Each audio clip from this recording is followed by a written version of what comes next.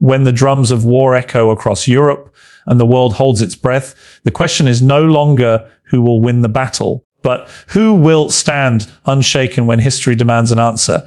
Europe's refusal to let Ukraine's future be decided without its presence or consent is not just a diplomatic posture. It is a declaration rooted in history, principle, and the lived memory of a continent that has seen the cost of decisions made in distant rooms without those most affected having a say.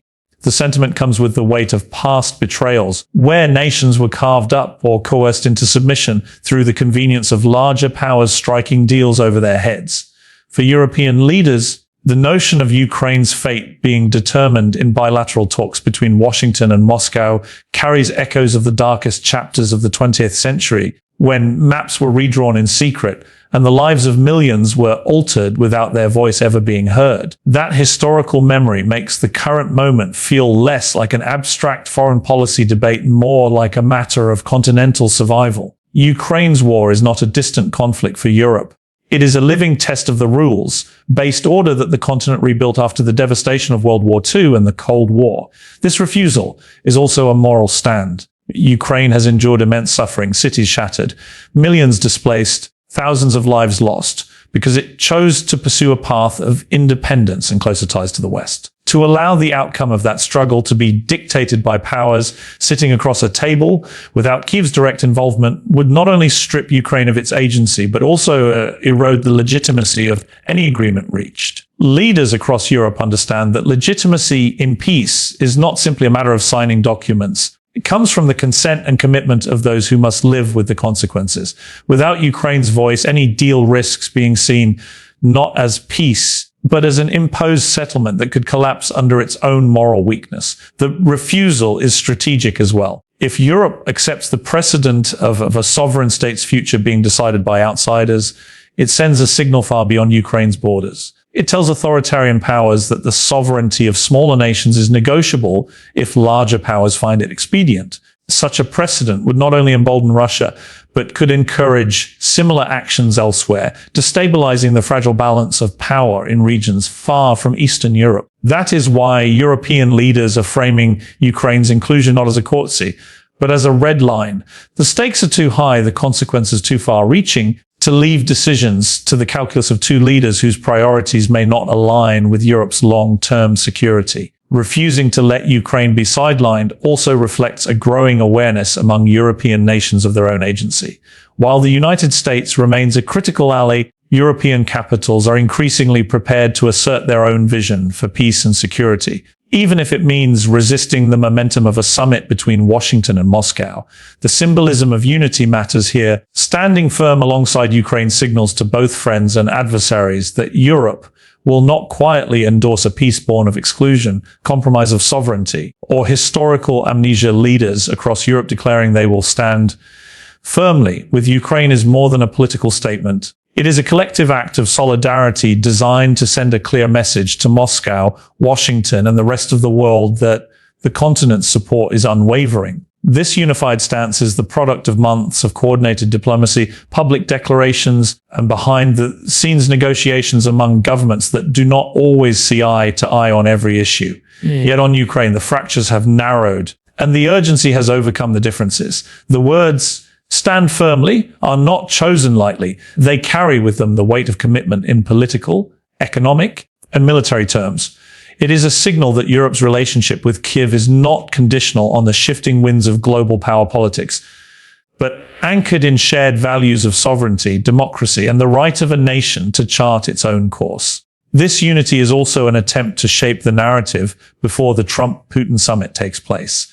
By coming forward with a strong public commitment, European leaders are making it harder for any agreement to be perceived as legitimate if it bypasses Ukraine's involvement or compromises its territorial integrity. It is both a moral and strategic maneuver, creating political pressure on the summit organizers and participants to respect the principles that Europe has consistently upheld since the war began. The choice of words in the joint statement matters. It is a pledge, not a hope, and it carries the expectation of follow-through in concrete actions if those principles are threatened. Standing firmly with Ukraine also means accepting the costs that come with such a position. European nations are already bearing the burden of economic sanctions against Russia, energy price instability, and the social impact of hosting millions of Ukrainian refugees. Yet by reaffirming their stance now, leaders are demonstrating that their commitment is not transactional. The sacrifices are framed as necessary investments in the security of the continent, for if Ukraine falls or is forced into an unfavorable settlement, the ripple effects would be felt from the Baltic to the Mediterranean. This is why leaders from countries as different in size and influence as Germany, Poland, and Finland are aligning their language and presenting a united front, because the stakes transcend national borders. There is also an internal audience for this message. European citizens, wary of a protracted war, are reminded through such declarations why continued support matters and why it is worth sustaining. Leaders know that public opinion can shift, especially as economic pressures mount. So they use the language of unity, not just to influence foreign actors, but to reinforce domestic resolve. In a sense, stand firmly is as much a message to their own populations as it is to Ukraine or the international community. It tells their people that the costs are understood, the risks acknowledged, but that the alternative, abandoning Ukraine or tolerating its partial subjugation, is far more dangerous for Europe's future stability and moral credibility. Trump and Putin meeting in Alaska for hikes talks, the first such encounter in years, adds a layer of urgency and tension to already volatile geopolitical landscape. The choice of Alaska is symbolic, a midpoint between the two nations yet firmly on American soil, evoking the delicate balance of proximity and distance that has always defined US-Russia relations. The mere announcement of this summit has stirred both anticipation and apprehension among global observers. For some, it represents an opportunity to reduce hostilities and find a path toward peace. For others, it raises the fear of side deals and concessions made without the participation of those most affected, particularly Ukraine. The historical weight of a face-to-face meeting between these two leaders cannot be ignored, given their past rhetoric, strategic ambitions, and sharply different visions for global order. The fact that this is their first meeting in years only amplifies the stakes. In the gap between encounters, the war in Ukraine has reshaped the security landscape of Europe, hardened alliances, and deepened divisions between East and West. Both Trump and Putin arrive at the table with political pressures at home and abroad. Trump seeking to prove his capacity to broker agreements and manage complex conflicts. Putin looking to consolidate gains on the battlefield and break the united front of Western opposition. The convergence of these motives in a bilateral setting has fueled anxiety in European capitals, where the priority is ensuring that Ukraine's interests are not traded away as part of a broader geopolitical bargain. Timing is another crucial factor. With winter approaching, the war in Ukraine is entering a phase where both military and humanitarian challenges will intensify. Russia may see an advantage in freezing the conflict on terms favorable to itself, while the US may be eager to show tangible diplomatic progress. The optics of a handshake and a joint communique between Trump and Putin could overshadow the reality on the ground, where Ukrainian forces continue to fight for survival and territorial integrity. For Europe, the fear is that the urgency to produce a deal might outweigh the commitment to a just and sustainable resolution. The summit's bilateral format, agreed upon at Putin's request, has been one of the most contentious aspects of its planning. Without Ukraine's guaranteed participation, the talks risk being framed as a negotiation between two great powers over the future of a third, smaller nation, echoing patterns of Cold War diplomacy where smaller states were often treated as pawns. This is precisely why European leaders have been so vocal in their demands for Kyiv's inclusion. The setting, the participants, and the agenda will all be scrutinized in the days leading up to the meeting, as allies and adversaries alike seek to discern whether this will be a genuine step toward peace or a stage, managed exercise in power politics designed to advance the interests of its two most powerful, most direct, participate in any peace negotiations stem from a belief in internamacy and believe that international agreements are agreed was impossible. Whether the concern is most affected. The war has not been fought in Washington or Moscow, and it is not their cities reduced to rubble or their people forced to flee by the millions. It is Ukraine that has borne the full human and territorial cost of Russia's invasion, and for European leaders, Excluding Kyiv from the negotiating table would not only be unjust, but strategically reckless.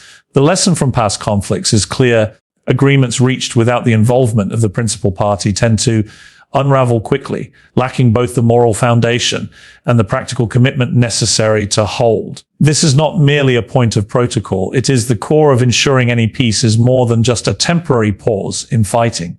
By demanding Ukraine's direct role, Europe is also protecting the broader principle of sovereignty that underpins the international order. If a nation under attack can have its future decided by other powers without its presence, it sets a precedent that sovereignty is conditional, a privilege granted or withdrawn at the discretion of more powerful states. That is a dangerous signal to send, not just to Russia, but to any actor considering aggressive moves against smaller or weaker nations. European capitals understand that what is at stake in Ukraine is not only the future of one country, but the credibility of the rules-based system that has helped prevent large-scale war on the continent for decades. The insistence on Ukrainian participation is further grounded in practical realities. Ukraine's government possesses the most accurate understanding of its battlefield situation, its people's resilience, and the humanitarian needs created by the war. It is best positioned to assess the risks and benefits of any proposed terms, from ceasefire arrangements to security guarantees. Without that first-hand perspective, decisions made in a distant room could be dangerously disconnected from realities on the ground, leading to agreements that are either unenforceable or politically unacceptable within Ukraine. Such outcomes would only prolong instability and potentially invite renewed conflict. Europe's push for Kyiv's inclusion is also about trust. Any sustainable peace requires buy-in from Ukraine's leadership and its population, and that cannot be manufactured after the fact. If Ukrainians perceive that an agreement was imposed upon them, especially one involving territorial concessions, it will lack legitimacy at home and invite resistance that could destabilize not just Ukraine but the wider region. European leaders are acutely aware of this and are determined to avoid repeating the mistakes of past settlements that collapsed because they ignored the voices of those who had the most at stake. In calling for Ukraine's direct role, Europe is not only defending an ally's dignity and sovereignty, but also safeguarding the integrity and durability of any peace that might eventually emerge from the current crisis. Warnings against agreements that ignore Ukraine's sovereignty or territorial integrity are rooted in the belief that peace built on commercial principle is neither compromised nor sustainable stability. For European leaders, sovereignty is not a negotiable commodity. It is the foundation of the post-World War II and post-Cold War security order. Any attempt to redraw borders through force or coercion threatens to unravel decades of painstaking work to establish norms that protect nations from aggression. Allowing such a precedent to stand would weaken international law and invite further acts of expansionism, not just in Europe but across the globe. In their view, if Russia's military gains are legitimized at the negotiating table, it will send a clear message to other powers that aggression can be rewarded with recognition and territory, undermining the deterrent effect of collective security frameworks. Territorial integrity is not simply a cartographic concern. It is about the people who live in those regions. Areas of Ukraine under occupation have seen systematic repression, displacement, and human rights abuses.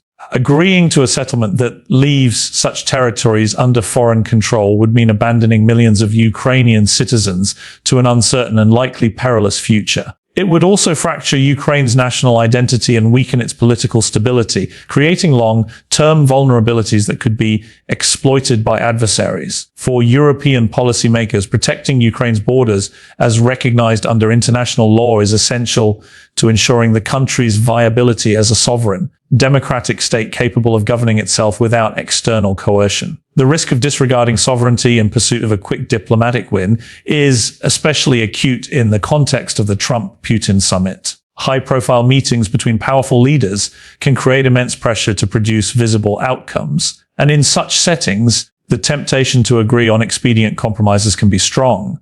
But Europe's warning is that any such compromise would be a false peace, one that might momentarily ease tensions, but would store up greater instability for the future. The region has seen this before in past conflicts, where hasty settlements led to frozen conflicts or renewed violence within a few years. European officials also recognize the symbolic importance of holding the line on sovereignty and territorial integrity. These principles are not only central to Ukraine's defense, but also to the credibility of NATO and the European Union. If the West appears willing to concede them under pressure, it will erode trust among other nations that rely on these alliances for their own security. Small states in particular will take note, questioning whether their sovereignty could be traded away if it becomes politically convenient for larger powers. For these reasons, European leaders are treating the protection of Ukraine's sovereignty and territorial integrity as a litmus test for the health of the international order itself.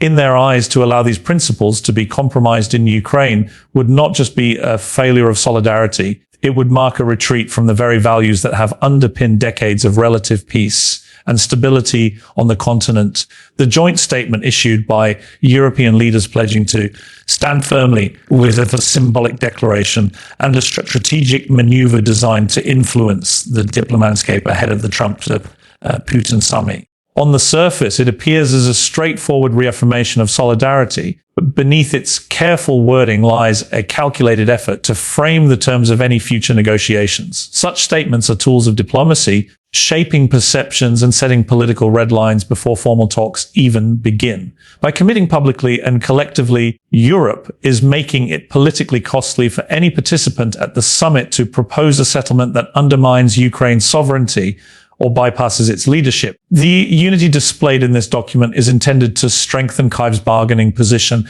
and discourage compromises that could weaken the continent's security architecture. The significance of this joint statement also lies in its composition. The signatories include some of Europe's most influential capitals: Berlin, Paris, London, Warsaw, Rome, as well as representatives from the European Union's leadership. Bringing these voices together in one message is no small feat.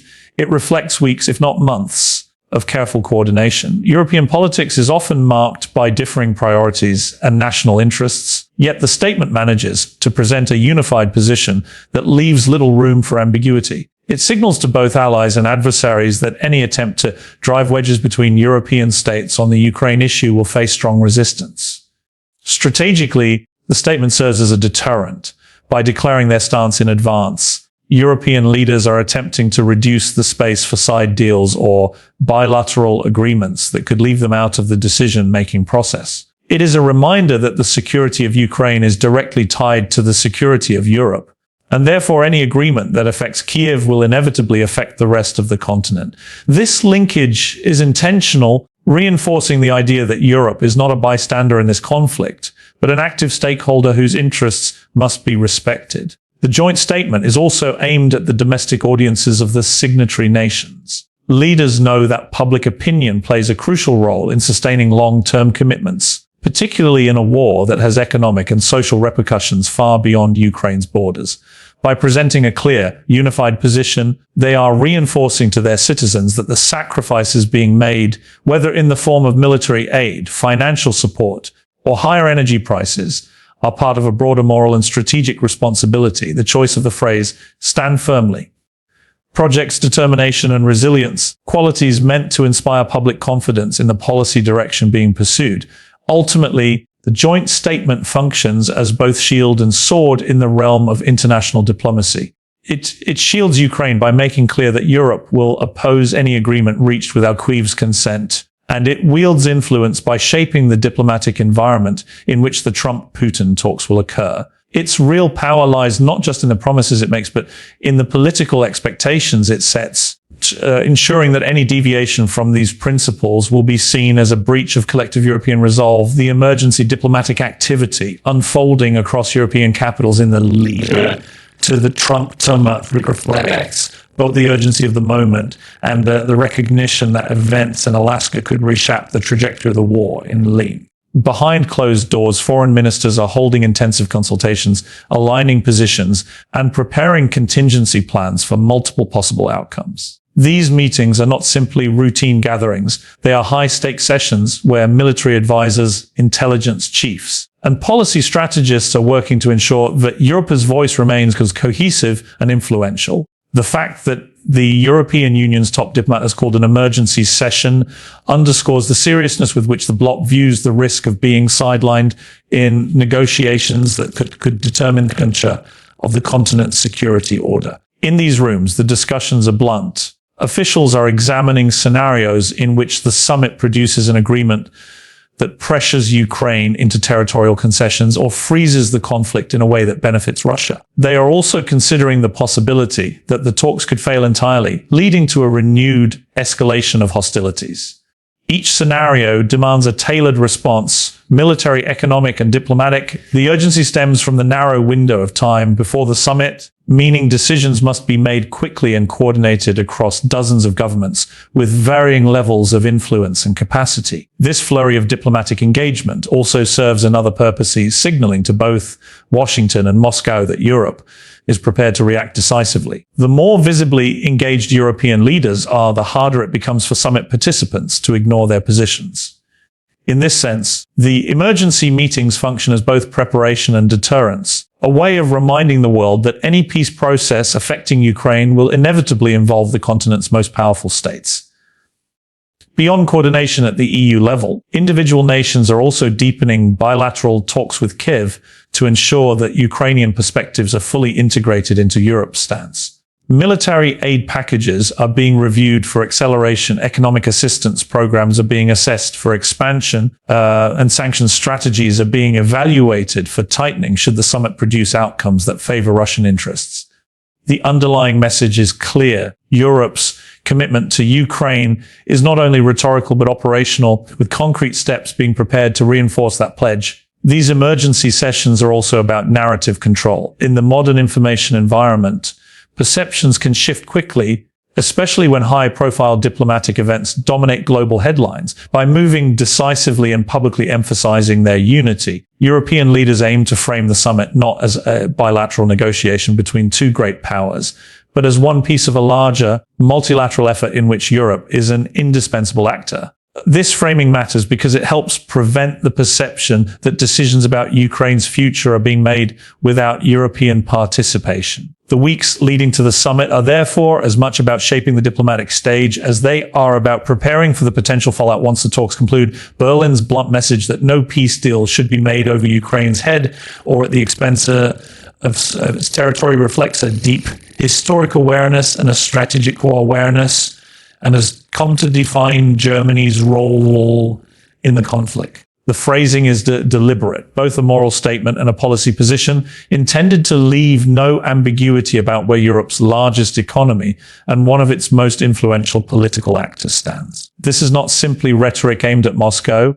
It is also a signal to Washington and other capitals that Germany will resist any process that circumvents Kyiv or legitimizes territorial losses. The experience of the 20th century, with its catastrophic consequences from secret negotiations and territorial trades, informs a national instinct to prevent such mistakes from repeating. Germany's leaders are acutely aware that their credibility in Europe, and indeed the world, depends on defending the principles they have articulated since the start of the war. In Warsaw, the tone is equally resolute but shaped by Poland's proximity to the conflict and its long history of facing threats from the east. Polish officials speak of moral red lines, in terms that carry both emotional and strategic weight. For Poland, Ukraine's independence and territorial integrity are not abstract concerns but matters of national security. A weakened or partitioned Ukraine would place Poland on the front line of Russian influence, eroding the buffer that currently exists between NATO territory and Russian forces. This reality drives Poland's insistence that any peace must preserve Ukraine's full sovereignty, because anything less would directly endanger Poland's own security and, by extension, that of NATO's eastern flank. The convergence of these two perspectives, Germany's historical caution and Poland's security-driven urgency, creates a powerful alliance within the broader European response. While these nations have sometimes differed in approach on other issues, the war in Ukraine has aligned their priorities in a rare display of strategic unity. Both capitals understand that if a precedent is set allowing Russia to retain territory gained by force, it will undermine not only Ukraine's survival, but also the deterrence credibility of NATO and the European Union. This united stance from Berlin and Warsaw also strengthens the hand of smaller European states that rely on the leadership of larger powers to anchor continental policy. When Germany and Poland speak with one voice on a matter of such gravity, it becomes harder for other actors to push for compromises that would dilute Ukraine's position. Their statements resonate beyond Europe's borders, sending a message to allies and adversaries alike that the continent's center of gravity is firmly in favor of a just peace, not a convenient one. The clarity of this position is meant to serve as a safeguard against the pressures of high-profile diplomacy, where the optics of progress can sometimes overshadow the substance of an agreement. By laying down clear red lines in advance, Berlin and Warsaw aim to ensure that when leaders gather to discuss Ukraine's future, the principles of sovereignty, territorial integrity, and direct Ukrainian participation remain non-negotiable, with battle lines in eastern Ukraine hardened after months of attrition, and the onset of winter only a few months away. The war is entering a period where both strategic and humanitarian pressures will intensify. The front has settled into a grinding stalemate in many areas, with neither side making decisive gains but both sustaining significant losses. This prolonged deadlock has exacted a heavy toll on Ukrainian forces, who must balance the immediate need to hold defensive positions with the long-term challenge of maintaining operational strength. For Russia, the static lines may offer an opportunity to consolidate territorial gains and reinforce logistical networks in preparation for future offensives. This dynamic creates a volatile situation where any shift, whether through renewed military action, diplomatic developments, or economic pressure, could alter the trajectory of the conflict. The approach of winter magnifies these stakes. Harsh weather conditions will strain supply lines, complicate troop movements, and increase the suffering of civilians caught near the front. Energy infrastructure, already targeted by Russian attacks in previous winters, is likely to face renewed assault, potentially plunging millions into darkness and cold. This is not only a humanitarian crisis, but also a strategic weapon. As Moscow seeks to weaken Ukraine's resolve and strain its allies' resources, European nations aware of these patterns from prior years are racing to bolster Ukraine's resilience through energy aid, military supplies adapted for winter operations, and diplomatic efforts to sustain public support for the war effort. It is against this backdrop that the upcoming summit between Trump and Putin becomes particularly sensitive. The timing raises fears that diplomatic momentum could be leveraged to push for a ceasefire or settlement that freezes the conflict along current lines, effectively rewarding territorial conquest. Such an arrangement might appeal to those seeking immediate de-escalation, but it would leave Ukraine in a vulnerable position, unable to reclaim occupied territory and facing the constant threat of renewed aggression. European leaders, recognizing the dangers of a frozen conflict, are determined to ensure that the urgency of the season does not become an excuse for hasty or lopsided deals. The stalemate also tests the endurance of Ukraine's international coalition. Public opinion in allied countries can shift over time, especially as the economic and political costs of support mount. Winter hardships, energy price volatility, and competing global crises all risk diverting attention and resources. Maintaining unity under such conditions requires clear communication of the stakes, consistent diplomatic engagement, and visible demonstration of Ukraine's capacity to resist and recover. This phase of the war, marked by entrenched battle lines and the looming shadow of winter, is therefore as much a psychological contest as it is a military one. The side that can endure the strain while preserving morale, securing resources, and sustaining alliances will be better positioned when conditions change. In this sense, the months ahead represent a critical test not only for Ukraine's armed forces, but also for the political will of its allies, whose choices in this period may determine the war's eventual outcome. The potential diplomatic consequences of a meeting between Donald Trump and Vladimir Putin at this stage of the war introduce a layer of complexity that could reshape both battlefield dynamics and geopolitical alignments. Such a summit, even before any concrete agreements are reached, has the power to shift perceptions and influence the calculations of all parties involved. For Moscow, the very act of engaging in high-profile talks with a former US president carries symbolic weight, signaling a level of legitimacy and diplomatic standing it has been denied by much of the West since the invasion began. For Trump, it offers an opportunity to position himself as a mediator capable of addressing a conflict that has defied resolution, which could play into his political narrative domestically. For Ukraine and its allies, however, the optics of the meeting raise immediate concerns about the potential erosion of a unified front and the possibility that critical security interests could be compromised in the pursuit of rapid diplomacy. One of the main fears among European leaders is that such a summit could prioritize the appearance of progress over the substance of a just resolution. History has shown that rushed diplomatic settlements, especially in conflicts involving territorial disputes, often lead to fragile agreements that collapse under the weight of unresolved grievances.